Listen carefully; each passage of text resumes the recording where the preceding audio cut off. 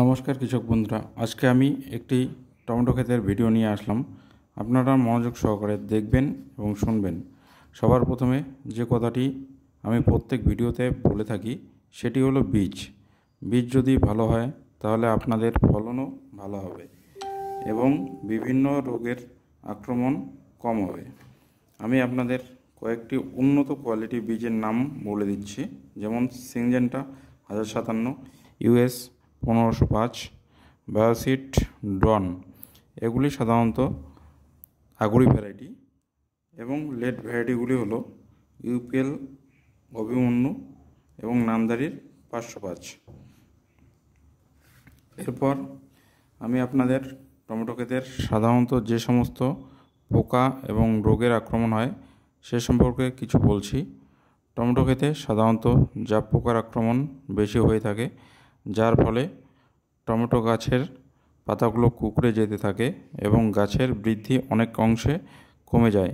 এর জন্য আপনাদের থাইমোক্সাম 17WS পরিষ্কার জলে গুলে স্প্রে করতে হবে।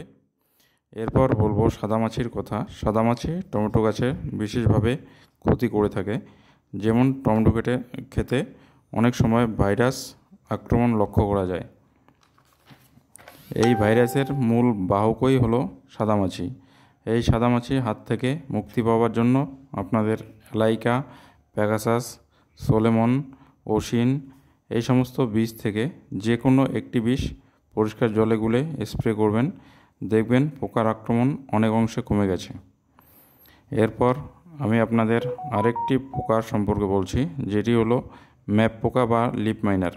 এই পোকাটি যখন আক্রমণ করবে তখন আপনারা লক্ষ্য করবেন টমেটো গাছের পাতা উপরে ম্যাপের মতো সাদা দাগ সৃষ্টি করেছে। এর জন্য আপনাদের সিনজেন্টার ভলিউম ফ্লেক্সি পরিষ্কার জলে গুলে স্প্রে করতে হবে, দেখবেন খুব সুন্দর রেজাল্ট হয়েছে। এরপর আরেকটি পোকার আক্রমণ সম্পর্কে বলছি, সেটি হলো লেদা পোকার আক্রমণ।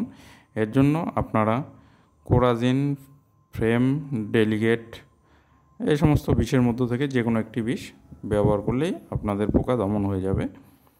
ধন্যবাদ।